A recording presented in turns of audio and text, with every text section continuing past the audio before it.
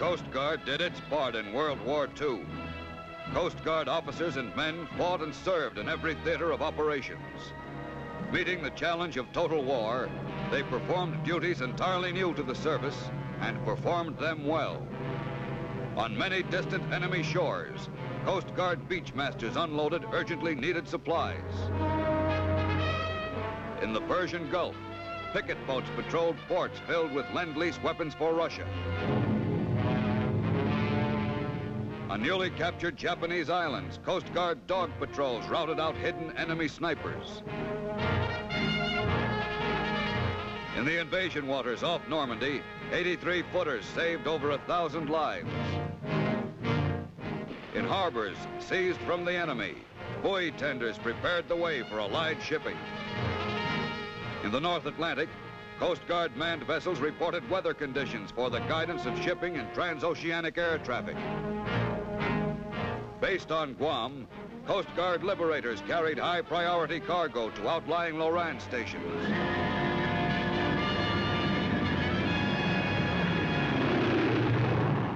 But the main job of the service was to man the thousands of Navy, Army, and Coast Guard ships in a war in which every battlefront was thousands of miles from America.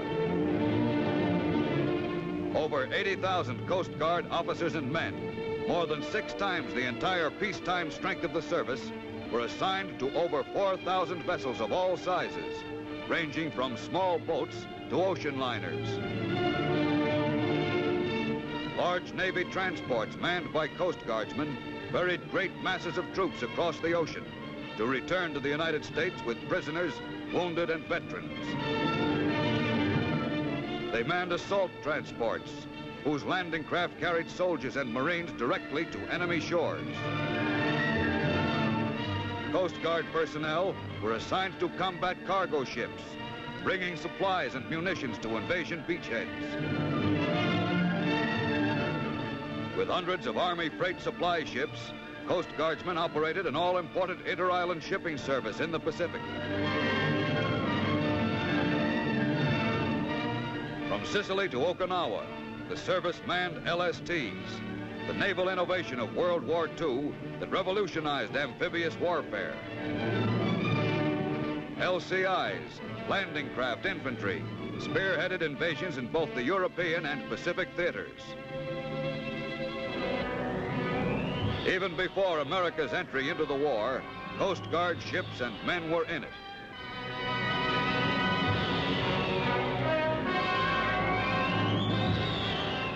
Early in 1940, when the war in Europe forced all vessels to maintain radio silence, Coast Guard cutters on patrol duty in the North Atlantic were designated to supply meteorological data for ships and aircraft.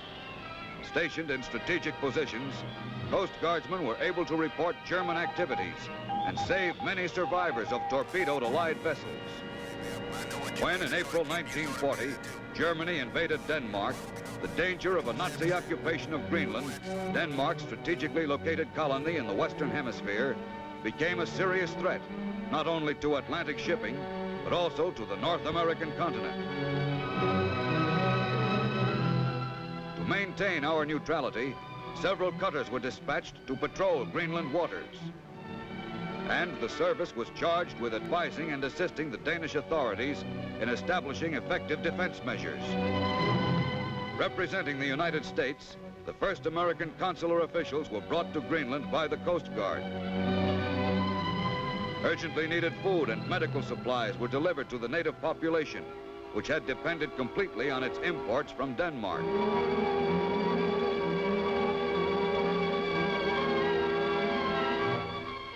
But of immediate importance was the safeguarding of the world's only known commercial deposit of cryolite, indispensable in the production of aluminum. To protect this mine against sabotage, a number of experienced Coast Guard enlisted men were released from the service to volunteer to work as mine guards for the Greenland government. A thorough topographical survey of the island was made by service personnel. The new charts proved of immeasurable value in navigating the treacherous Greenland waters and in the establishment of air, naval, and weather stations. In strategic places, 3-inch guns were installed by Coast Guardsmen to safeguard vulnerable harbor entrances.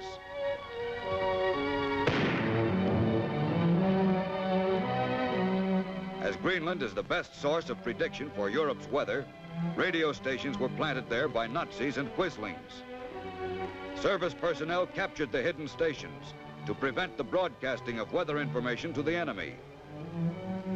As late as December 1944, the Coast Guard was still fighting enemy attempts of infiltration into Greenland. With Uncle Sam's Arctic Patrol only a few hundred miles from the North Pole, searching for Nazi weather stations along Greenland's iceberg-guarded shores with a task force of Coast Guard cutters. The cutter Northland wedged in dangerous pack ice. Coast Guardsmen skid a depth bomb forward to smash the way. No time to lose. Scout planes report an armed German trawler ahead, so they lower away and blast a path to battle.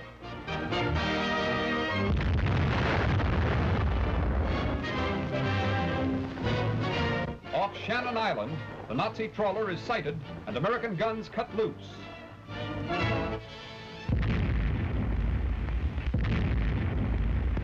Meanwhile, from the cutter Storis, a landing party sets out for Shannon Island to capture the Nazi shore station, well fortified and hidden in the ice fields. Risky hunting for the Coast Guardsmen.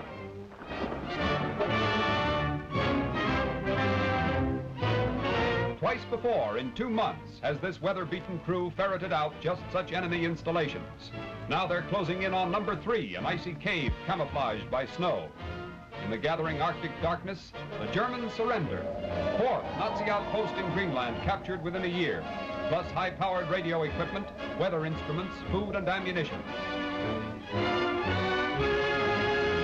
Back to the Coast Guard task force come small boats loaded with the crew of the captured German trawler. First aboard is the Nazi skipper, his men replaced on the German ship by an American prize crew after a battle fought farther north than any on record. Captives of the U.S. Coast Guard, which gets lots of the dirty work and little of the glory.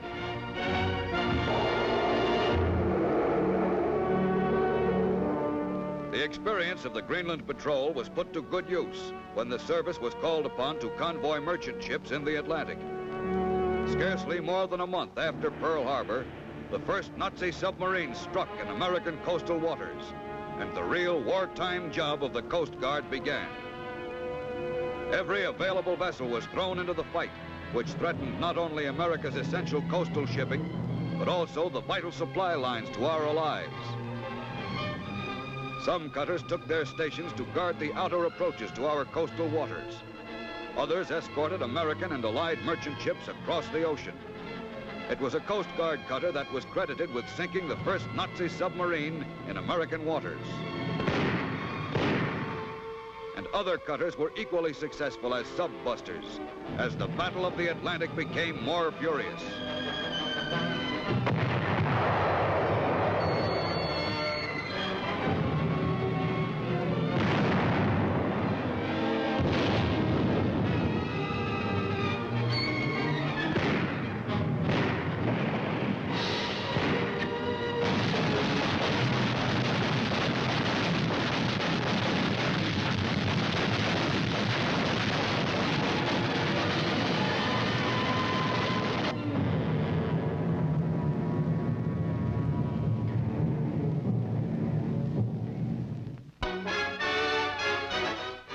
The successful work of the cutters was augmented by frigates and destroyer escorts, which the Navy turned over to the Coast Guard for manning. A killer group of destroyer escorts played a major part in breaking up the last serious Nazi submarine offensive in 1945. And the Coast Guard personnel manning the ships were given high recognition for this achievement at the war's end.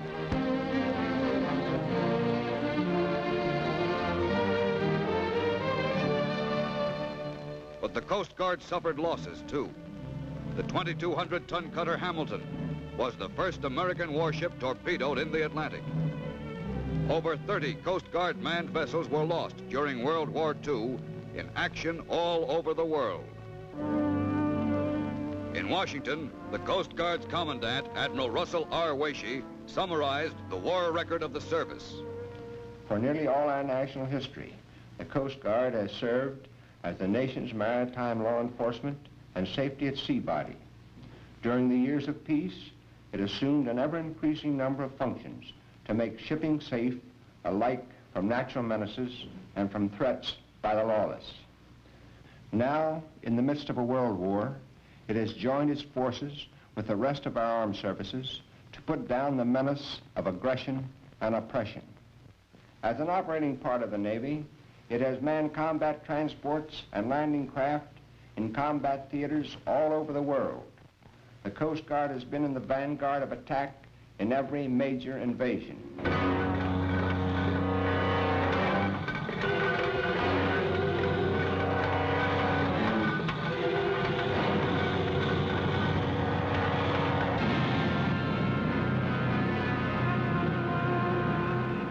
In July of 1942, at a time when America's forces were still on the defensive everywhere, a convoy of American ships was underway in the Pacific. Among them was the attack transport Hunter Liggett, a converted luxury liner, one of the first large Navy ships to be manned entirely by Coast Guard personnel. Though the destination of the convoy was secret, it was known that offensive action was ahead. Constant drills were ordered to augment the intensive amphibious training which the crew had already received in the United States. The passengers carried aboard were Marines. Nearly 1,500 battle-trained men of the 1st Marine Division who were to participate in the first invasion of enemy-held territory, 6,000 miles from home.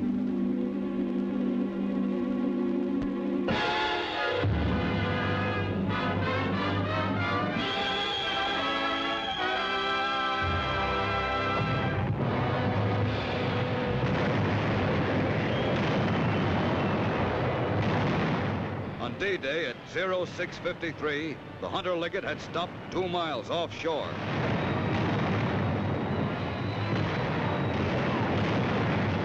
At 0800, the loaded LCVPs proceeded toward the beach.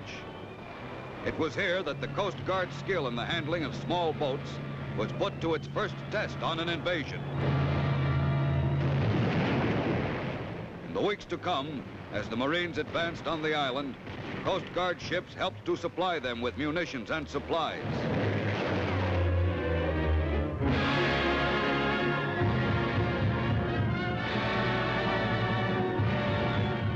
Three months after the invasion of Guadalcanal, over 800 ships, the largest concentration ever assembled, were on their way to North Africa.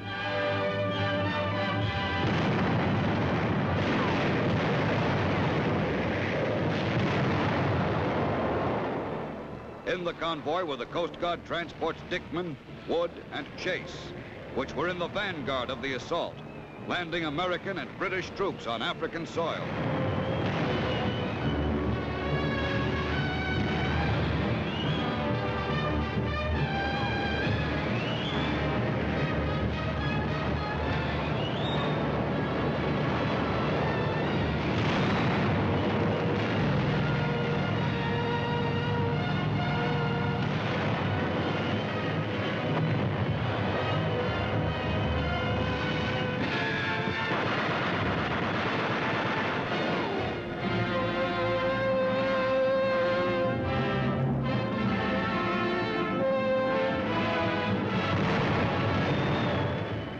First invasion of European soil.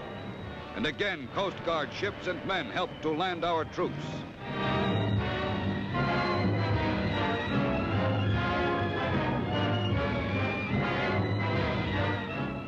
For the first time in this war, LCIs and LSTs saw action on the beaches of Scoglietta, Gela, and Licata.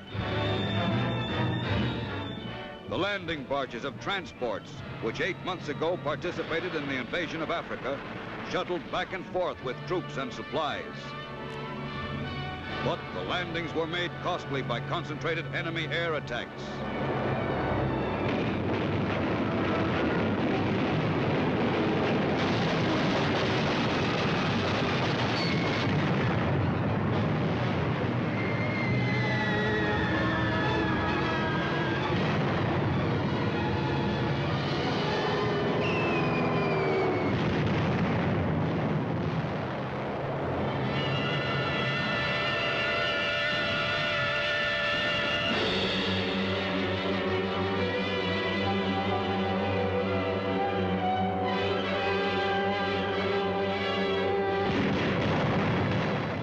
time had come for a decisive blow at the enemy, and the first assault on the European mainland was about to be effected, soon to be followed by the bitterly contested landing at Anzio.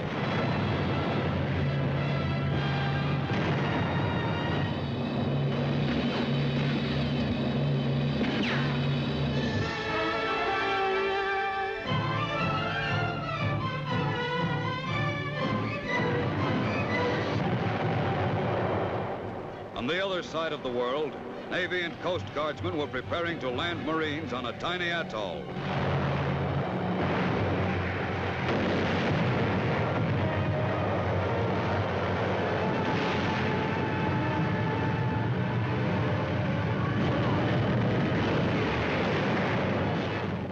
The Japanese fought back furiously. Landing barges of the USS Arthur Middleton were stopped on reefs, and enemy fire took a dreadful toll of American lives. Of the first waves, only 1 man out of 5 survived to get to the beachhead, and to hold on to the small strip of land seized at such a high cost from the enemy.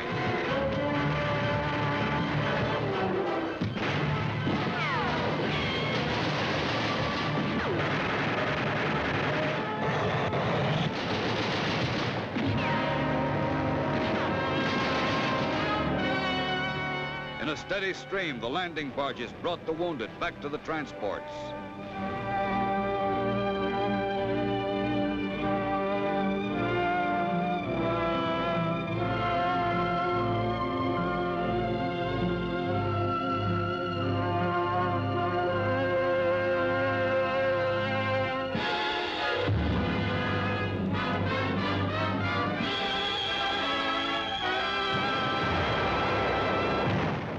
Normandy, the greatest invasion ever undertaken. Here, the Coast Guard manned attack transport Bayfield, served as flagship off Utah Beach.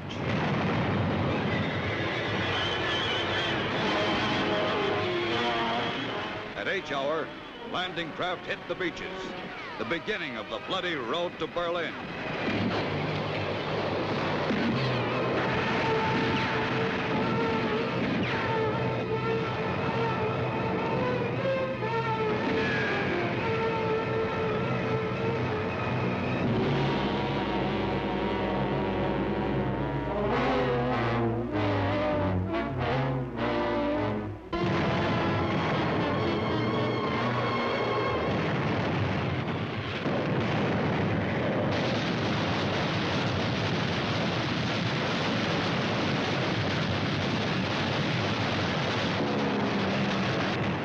For over 30 years, the Japs had been fortifying this hub of the Marianas in preparation for a day like this. But costly experience had taught the landing crews how to get their men ashore under enemy fire.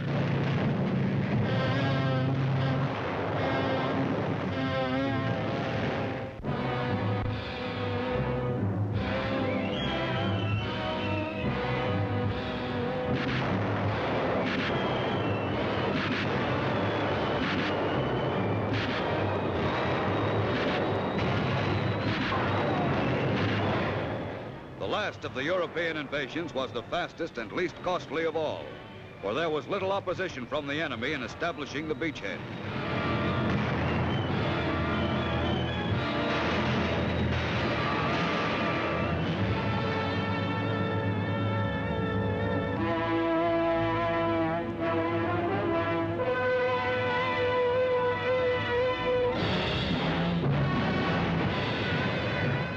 With the landings on the main island of the Philippines, Coast Guard personnel of LSTs, frigates, and such transports as the Callaway, Cambria, Cavalier, Middleton, Mitchell, Wood, and others helped to fulfill the American pledge to return and free the islands from the invader.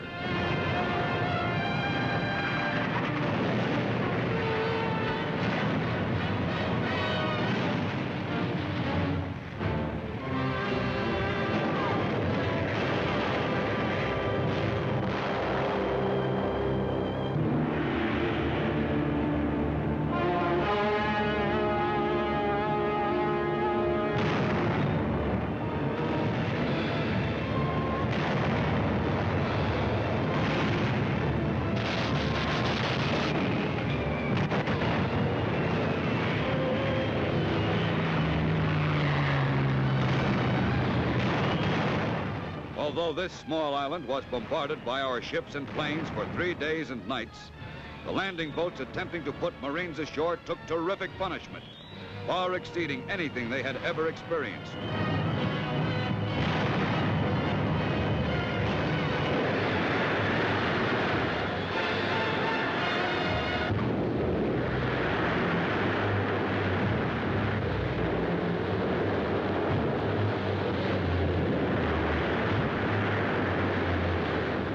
Bloody Iwo, the fiercest battle in the Marine Corps' long history.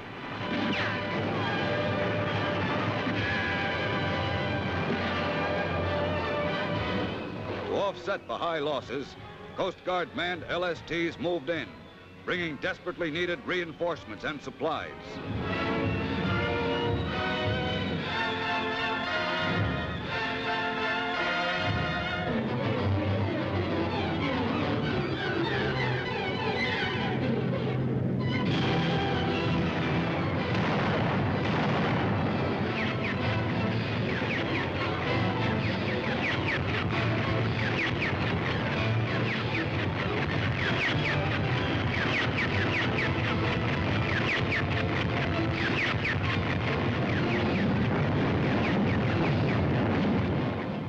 Easter Sunday, the greatest invasion force ever assembled in the Pacific went into action only 330 miles from the Japanese mainland.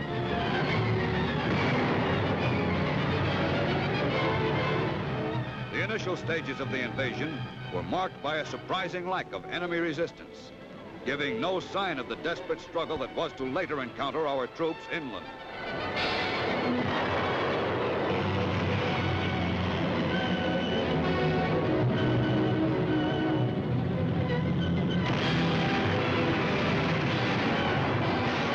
The Japanese made a final suicidal attempt with their kamikazes to blast our ships off the sea.